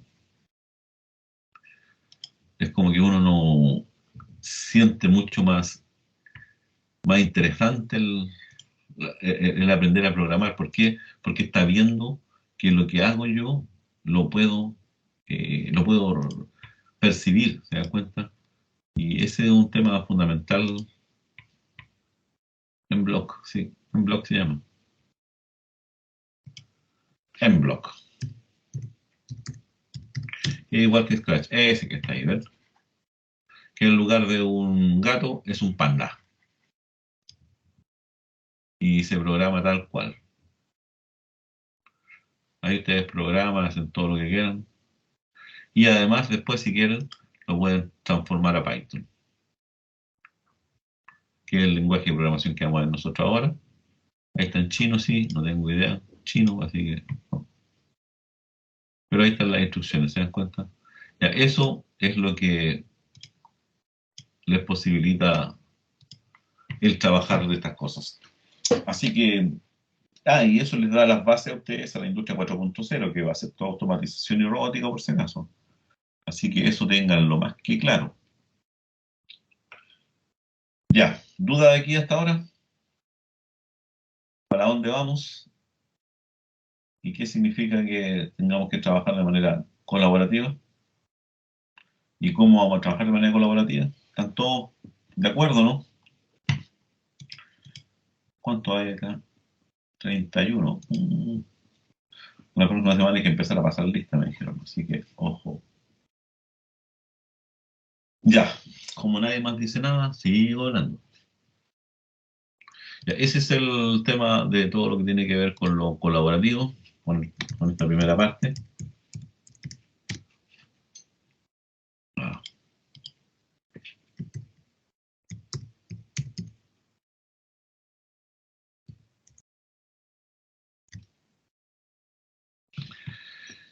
Ya, eso es este documento. En el descriptor de la asignatura que estaba acá, que en el fondo hablaba un poco qué es lo que íbamos a hacer.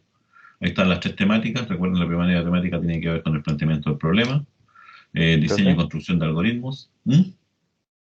yo traté de entrar al video de la clase anterior, pero decía que el video estaba privado. Déjame verlo al tiro. Yo- Déjame verlo al tirante, mi comandante. ¿Dónde lo tengo el video?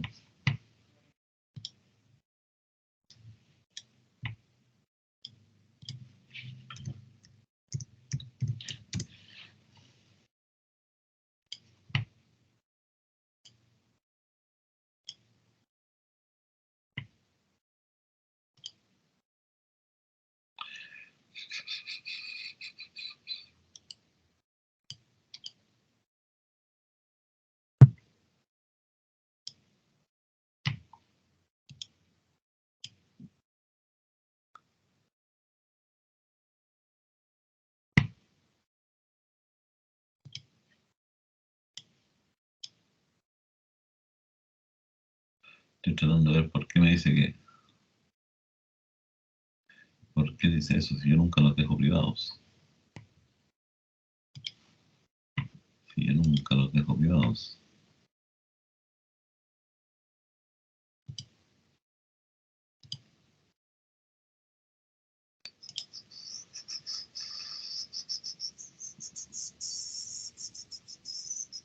Está lento. Está muy lento. No, me dice que está público. ¿Cuál es el video? El que está en el enlace. ¿Cómo, profe? ¿Cuál es el video que... ¿Dónde le diste? ¿Le diste por acá? El video que usted subió. ¿Este? A ver, ¿O este de acá? ese.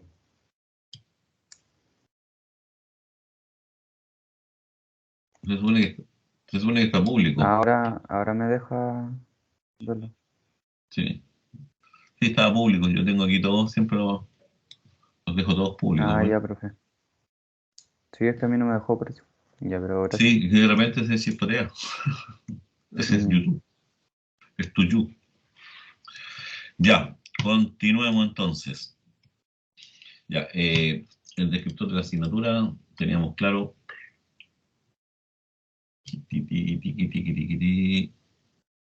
En resolver problemas, cuál es el criterio, estas cosas ya las vimos, está todo ahí. La bibliografía, ya, eso está claro. Por lo tanto, lo importante nosotros en esta primera etapa es aprender a resolver problemas. ¿Qué es un problema? Eso es lo que más nos va a llevar a nosotros a trabajar ahora. Espérenme un segundito.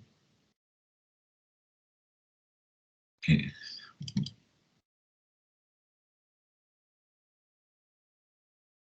en el fondo me olvidé de una cosa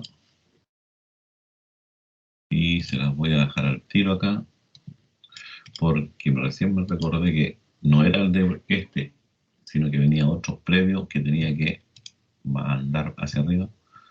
Así que añadimos ahora archivos, metodología, menos mal que me acordé de solución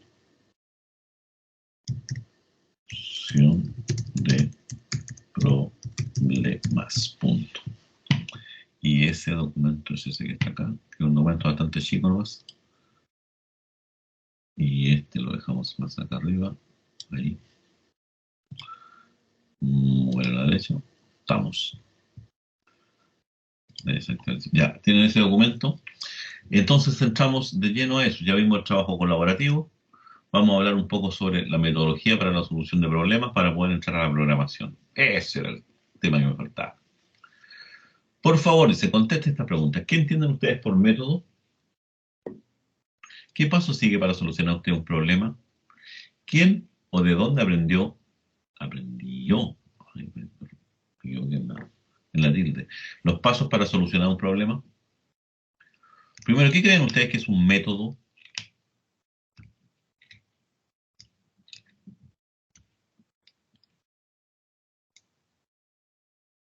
¿Como una estrategia? ¿Ya? ¿Para qué?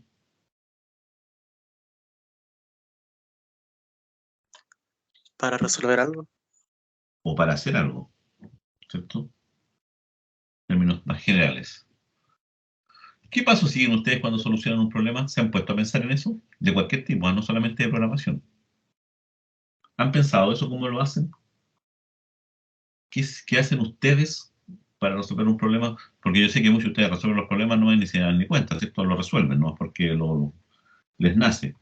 Pero ¿se han puesto a pensar tranquilamente qué pasos siguieron para resolver un problema? Es interesante pensarlo desde ese punto de vista. Piensen en algo tan simple como, no sé, ¿qué pasos siguen ustedes como, por ejemplo, para, no sé, para ponerse o para ver, para anudarse los zapatos?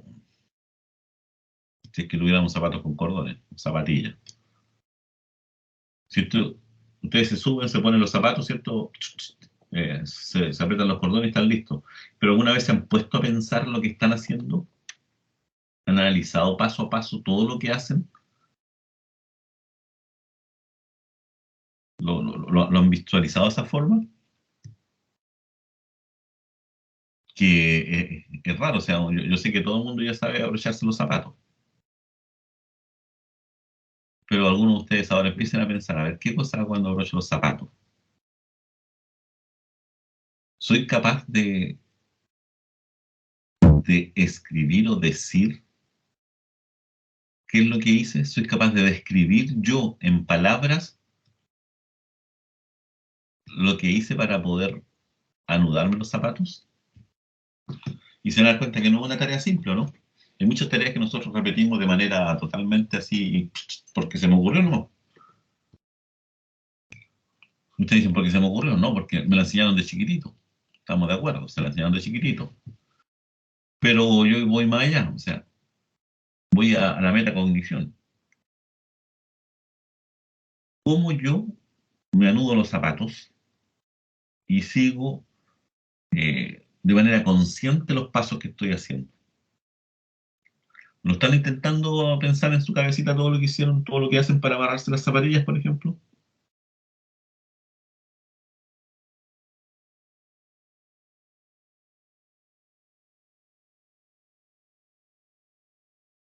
¿Alguien que diga algo al respecto?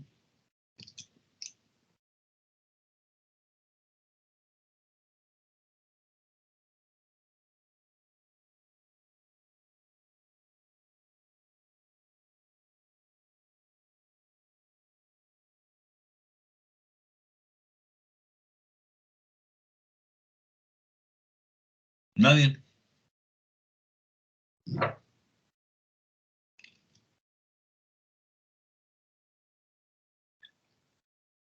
Una serie de pasos. ¿Alguien que diga algo? ¿O me están escuchando? ¿O son puros circulitos que tengo en la pantalla nomás? Profesor, sería agacharse, llevar las manos al ¿Ya? zapato y hacer 2 nudos, ¿Ya? ¿Pero cómo hiciste los nudos? ¿Pensaste eso? aprendiendo ¿Cómo los nudos, ya, pero ¿cómo lo aprendiste? copiando el... Porque, co- ¿cómo podría ser... pusiste los dedos? ¿Cuánta fuerza claro, hiciste? ¿Te das cuenta? ahí podemos O sea, sacar combinaciones de métodos. o sea, hay un montón de cosas que se hacen en ese momento. Imagínate, si yo quisiera enseñarle a un robot a anudarse los zapatos, ¿qué cosas les tengo que decir que tiene que hacer? ¿Qué método le digo al robot que siga? Nosotros lo hacemos de manera totalmente inconsciente. Yo me siento en la mañana, ¿cierto? En la cama y me abrocho los zapatos, mientras estoy pensando en un montón más de cosas. Sino que es mi mente, mi memoria, esta sensitiva que tenemos, que es la que está trabajando por detrás. Pero si ahora yo me pongo más pesado y digo, a ver, ¿qué fue lo que hice? Claro, me senté, tiré los cordones, pero ¿cómo explico cómo pongo los dedos? ¿Cómo le explico a un robot que haga eso? ¿Cómo le explico a un robot que le ponga una determinada fuerza? ¿Te das cuenta? O sea, no es fácil. No es fácil, pero ahí yo estaría casi escribiendo el método para poder amarrarme los cordones. Y no es simple. La otra pregunta es, ¿quién o de dónde aprendió los pasos para solucionar un problema? O sea, de alguien tuvimos que aprender, generalmente. Y la idea es que después de acá, yo sea el que enseño a resolver problemas. Porque como líder, yo soy el que tiene que dar la mayor pauta, yo soy el que tiene que decir, así es como se debe solucionar y así es como nos ponemos de acuerdo. Y una vez que tenemos claro cómo se soluciona ese problema, recién entramos en el mundo nuestro de la programación a programar esa solución. Pero esa es la idea, o sea, yo les quiero dejar aquí nomás esa pregunta en el aire. O sea, yo siempre estoy consciente de todo lo que hago, o muchas de las tareas que yo hago que siguen un método tradicional y siempre el mismo. Pero ese método lo tengo yo grabado en mi cerebro y lo ejecuto sin necesidad de hacerlo de manera consciente. Y por lo tanto, el mundo nuestro, en el mundo de la programación que nosotros vamos a aprender, lo que necesito es que uno esté consciente de todo lo que hace para poder resolver un problema. No resolver el problema porque sí nomás y punto. Sino que, ¿qué hago? ¿Qué fue lo que hice para poder resolver ese problema? Eso es lo importante. Ya, dado que dos personas conversan nomás, continuamos. Para resolver un problema es conveniente obviamente seguir un método, que es el que yo les acababa de mencionar, que permita obtener una solución de una manera eficiente, además. Es necesario encontrar dentro de la situación todos los elementos importantes. Por lo tanto, cuando yo quiera resolver un problema, tengo que determinar cuáles son los elementos importantes. ¿Y cuáles son los que están presentes? Es decir, todas aquellas cosas que tengo y que me permiten resolver un problema. Todas las informaciones, los datos, los números, todo lo que tengo yo que me posibilitan y que están presentes. Y tengo que además tener muy claro todas aquellas cosas que no están presentes, que están ausentes, que es lo que yo deseo, que es lo que finalmente uno quiere resolver o desarrollar. Entonces, ahí ya vamos sentando las bases de la resolución de problemas. Primero, si yo quiero resolver un problema, tengo que hacerlo de manera consciente. Y tengo que escribir de manera consciente ese método. Pero para tener claridad de eso, entonces tengo que tener presente todas aquellas cosas que tengo a mi disposición y que me van a permitir resolver el problema. Y además tengo que pensar en todas aquellas cosas que no están y que son las que me están pidiendo que yo encuentre lo que deseamos. Eso es fundamental. Desde ahí parte cualquier solución de cualquier problema, no necesariamente el mundo de la programación, sino que de cualquier tipo de programa, de lo que yo quiera, lo puedo resolver de esa forma. Un ejercicio de matemática, una situación personal particular, un problema que se dio en la casa, siempre tengo que pensarlo de esa manera. Ojo, tengo que definir un método para resolver este problema. ¿Qué es un método? Los pasos que debo hacer yo. ¿Cuáles son esos pasos? Ahí está el actuar consciente. Pero para poder escribir esos pasos, en el fondo tengo que preocuparme y saber qué cosas tengo y qué cosas no tengo. Qué me dan y qué es lo que necesito mostrar. Esa es la forma que yo pienso, esa es la metodología de la resolución de problemas, por si acaso, siempre. Siempre lo vamos a hacer de esa forma. ¿Qué es un método? Ojo, método y metodología no es lo mismo, ¿eh? El método es el proceso o camino sistemático establecido para realizar una tarea o trabajo con el fin de alcanzar un objetivo predeterminado. El objetivo obviamente es resolver el problema generalmente. El proceso o camino sistemático, es decir, ¿qué significa que sea sistemático? Que es paso a paso y que cada vez que alguien lo intente seguir, debiese llegar a resultados similares. Ese es un método, por si acaso. No es que vamos cambiando en cada etapa. El método siempre es el mismo y por lo tanto siempre debería tener los mismos resultados si tengo las mismas condiciones. Esa es la idea fundamental. Ojo, y hablo de método y no de metodología. Muchas veces escucho por ahí a mucha gente hablar de que la metodología para resolver este problema es la siguiente. La metodología es el estudio de los métodos, por si acaso. Por lo tanto, cuando me dicen la metodología para resolver este problema, me están haciendo un estudio del método y no de la solución del problema. Ojo con eso. Son dos conceptos distintos, por si acaso. Método y metodología. Ya, una vez que tengo claro lo que es el método, tenemos que preocuparnos o tratar de identificar qué es un problema o cuál es el problema. Y de perogrullo, para resolver un problema, es indispensable entender exactamente en qué consiste el problema. Si yo no sé cuál es mi problema, ¿cómo lo puedo resolver? O sea, eso pregúntense siempre ustedes. Si yo no puedo resolver un problema, tal vez sea porque yo no sé lo que tengo que hacer. No sé cuál es el problema en realidad. Si me dan una tarea de matemática y no la puedo resolver, es muy probable que no entendí más atrás. Y no el problema en sí, sino que tengo algunas cosas previas que no las conozco. Y obviamente necesito saber qué tipo de resultados me piden. Eso es fundamental. Hay que analizar y entender la información que se proporciona. Ojo con analizar. La palabra analizar la vamos a retomar también más adelante. Pero analizar no es lo mismo que sintetizar. Son dos cosas distintas. Analizar, se los digo así ya brevemente, analizar es descomponer y sintetizar es agrupar. Entonces, cuando a mí me piden que haga un análisis de algo, tengo que descomponerlo en las partes fundamentales.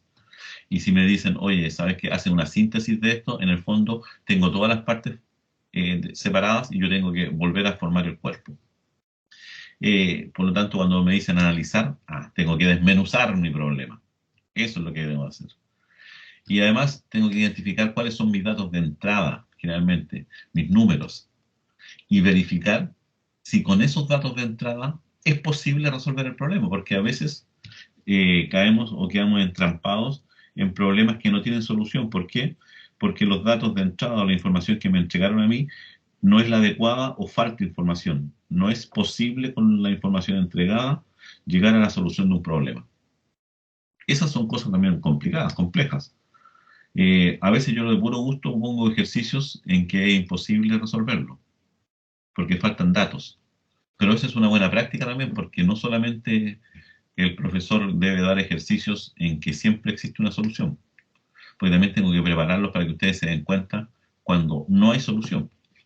Y eso significa que ya pasaron a una etapa mucho más interesante en su formación en el tema de la resolución de problemas. Esta cosa circular acá es importante que siempre la retomemos, ¿ah?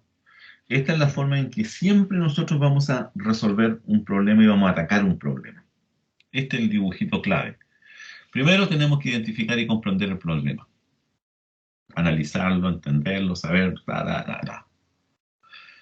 Después de que tengo identificado el problema, siempre debo plantear alternativas de solución. ¿Qué significa eso? Siempre debo plantear más de una solución.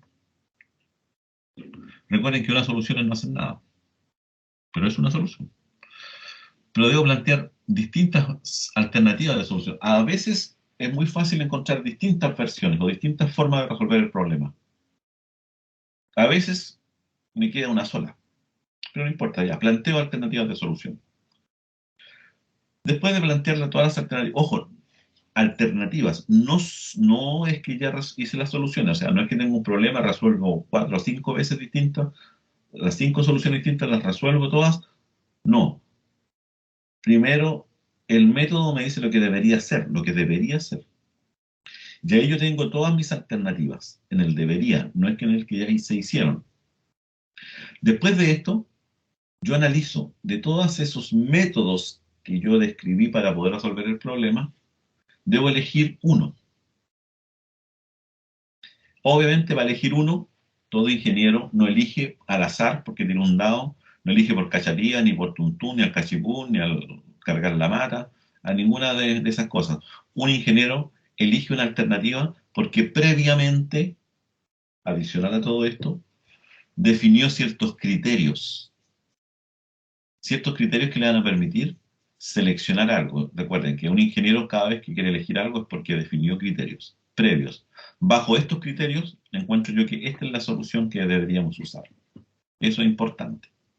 Ya una vez que tengo definidos esos criterios, pongo a la luz todas las alternativas de los criterios y selecciono una alternativa. La otra las dejo guardada por si acaso.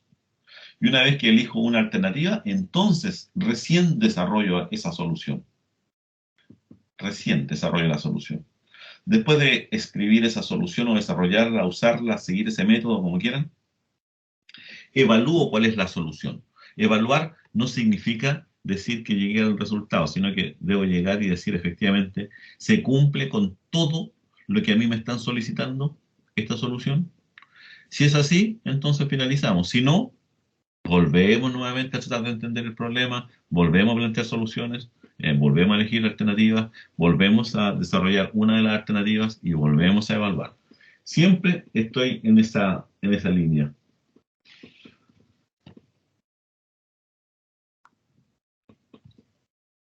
Por ejemplo, estamos en esta parte, mire. Identifica y comprende el problema. Afuera está lloviendo y usted tiene un techo que está en mal estado. ¿Qué significa? Que el agua se introduce en su habitación, es decir, hay una gotera, ¿cierto? ¿Cuál es el problema?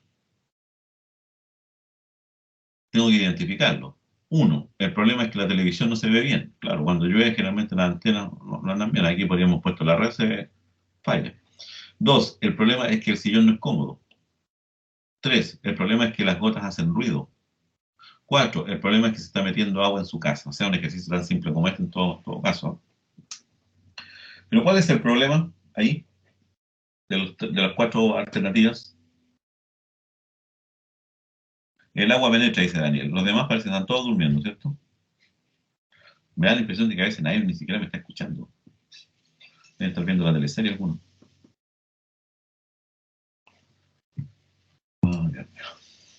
Ya, el problema es que se está metiendo agua en su casa. Un análisis profundo de la situación. Podemos determinar que en realidad el problema es que se está metiendo agua a la casa. Nuestro personaje tiene una gotera, pero no quiere la gotera, ¿cierto? Eso es lo que tengo, una gotera. ¿Y qué es lo que me gustaría? No tener la gotera. Tan simple como eso. Un problema siempre surge de una situación más o menos compleja. ¿Qué significa complejo? Dijimos que voy a tener varias alternativas o varias variables o varios contextos que analizar.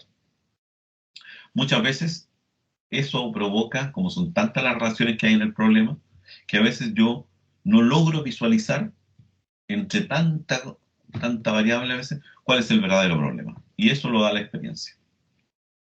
Eso que les quede claro. Planteamiento de alternativas de solución. Planteamiento de alternativas de solución.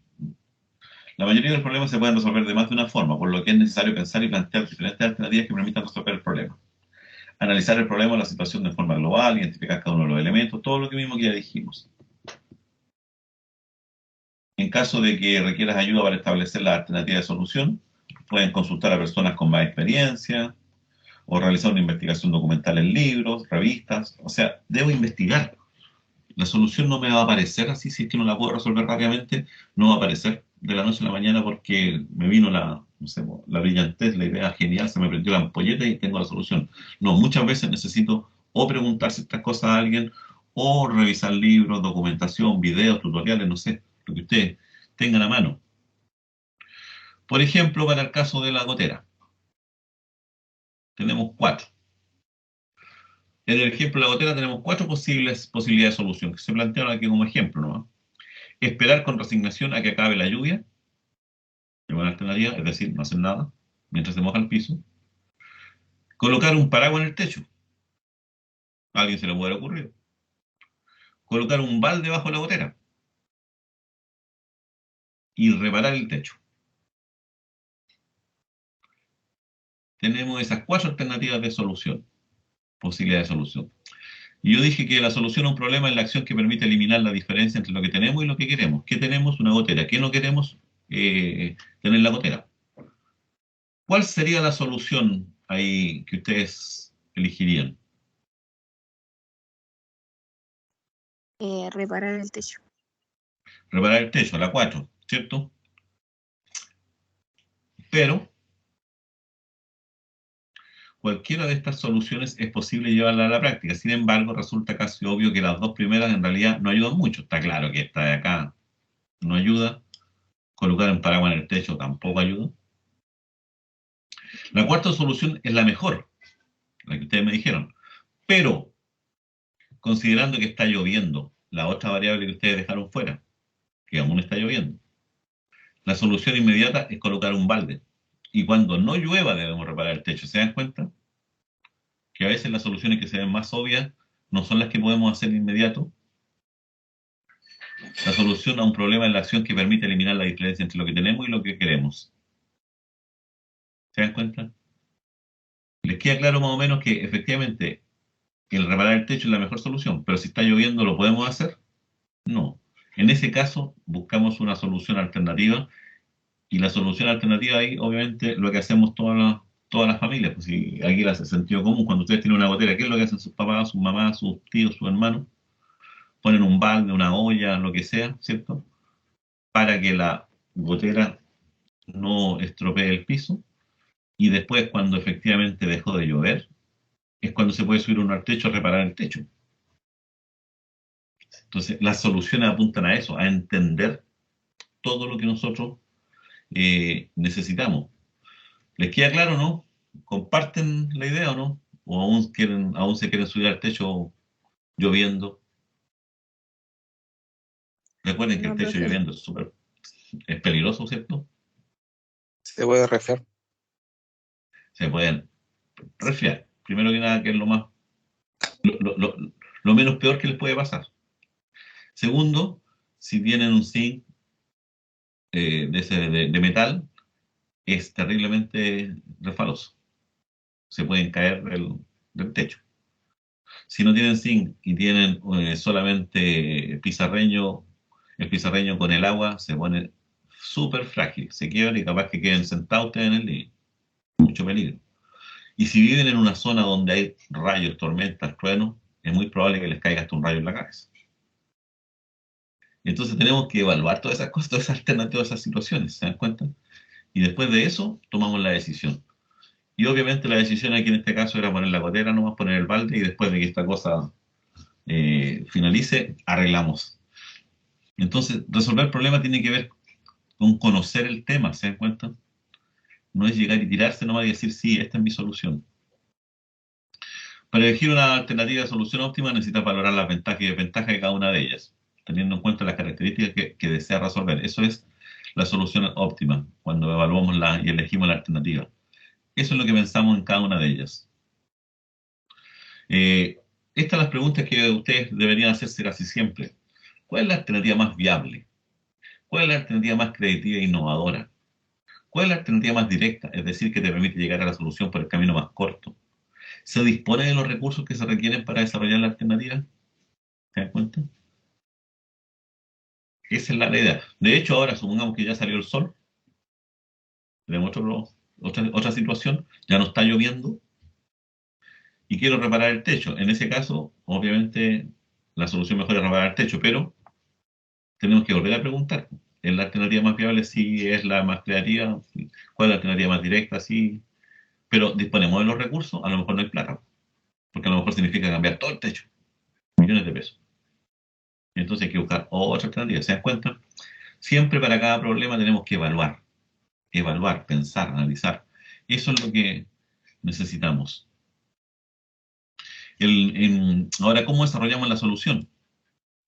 La solución consiste en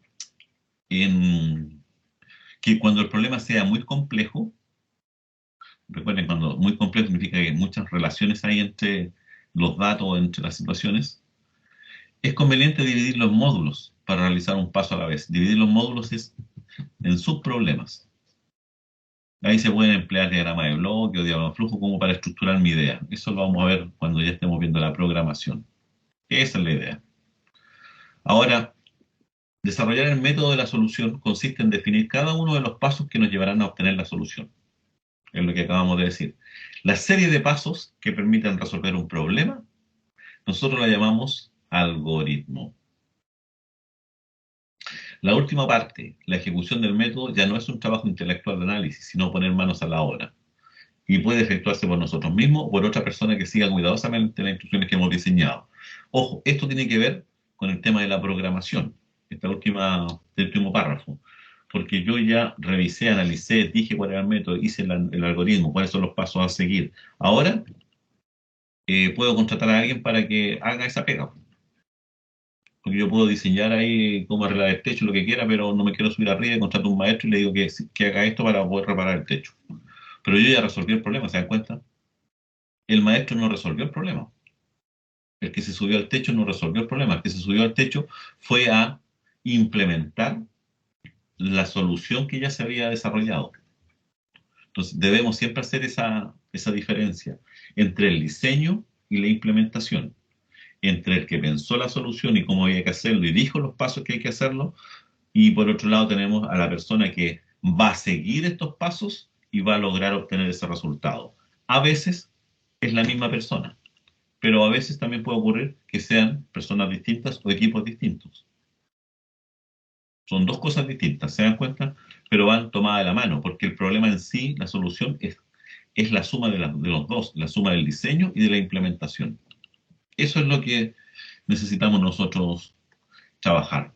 Y una vez que se obtenga la solución, hay que escribirla de forma clara y precisa para que pueda ser entendida, revisada, incluso retomada por otras personas para poder resolver problemas similares o adaptarlas para otros problemas que se parezcan, pero que son diferentes.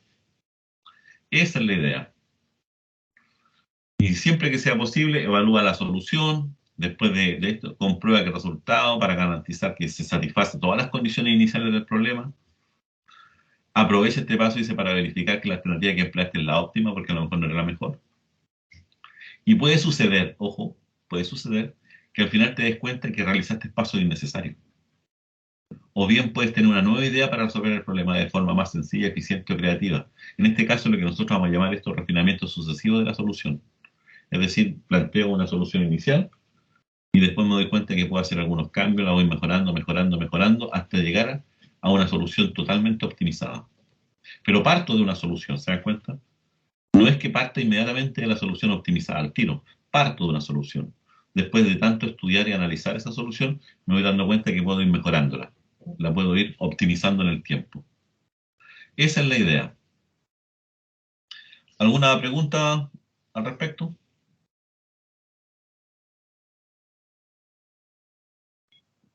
No, profe. Ya. Aquí hay un ejercicio, ustedes lo siguen este de largo. Este es un planteamiento, si dos bebidas gaseosas cuestan 4.50, ¿cuántas podemos comprar con 1.800 pesos? Ahí tienen que identificar el problema, están los datos de entrada, datos de salida, ahí está la alternativa de solución que se pueden plantear, ¿cierto? ¿Y cuál es la conclusión? Que está ahí, y ahí ustedes pueden ver el ejercicio. Ya, eso es con respecto a la metodología de resolución de problemas, que ustedes tienen que echarla a pelear ya, a pensar siempre de esta forma. Un ingeniero siempre está para resolver problemas. Por lo tanto, aquí ya tienen una herramienta valiosa como para poder enfrentar distintos problemas, no solamente los de computación, sino que esta herramienta en todo momento hemos tratado de ser lo más genérico posible. Esta herramienta lo que me posibilita a mí es resolver cualquier problema. Si yo aplico este método, por eso se llama metodología porque es el estudio de este método, si yo aplico este método, entonces voy a poder tratar de encontrar una solución de una manera más fácil, complicarme menos. Si yo sigo siempre un método o sigo la metodología que a mí me plantean, entonces es muy probable que mi solución me cueste menos llegar a ella. Es decir, la encuentre más rápido. ¿Por qué? Porque tengo definidas cuáles son las etapas. Eso es lo que yo quiero terminar con ustedes. Los dejo hasta aquí nomás porque ya llevamos casi 2 horas. La próxima clase ya comenzamos con la introducción a la programación. Échenle una miradita a este documento. Vamos a ver lo que es un lenguaje y cosas por el estilo. Vamos a volver a retomar el tema de la resolución de problemas, pero ahora nos vamos a ir a la resolución de problemas, pero orientado a una solución informática. Lo que vimos hoy día es orientado a cualquier tipo de solución. Vamos a analizar este documento, así que le pegan una leída rápidamente nomás. Vamos a conversar sobre todas estas estrategias y de ahí vamos a saltar ya al área de programación. Vamos a irnos a los operadores, a ver, y este documento nos va a demorar un par de semanas en trabajarlo, hasta llegar a las estructuras algorítmicas para poder llegar a las instrucciones de Python. Y en el intertanto, si tienen tiempo, vean cómo este video de cómo instalar Python en Windows si es que no tienen instalado Windows, les digo Python. Así que los dejo hasta aquí, voy a parar la grabación. Detengo la grabación, detener la grabación.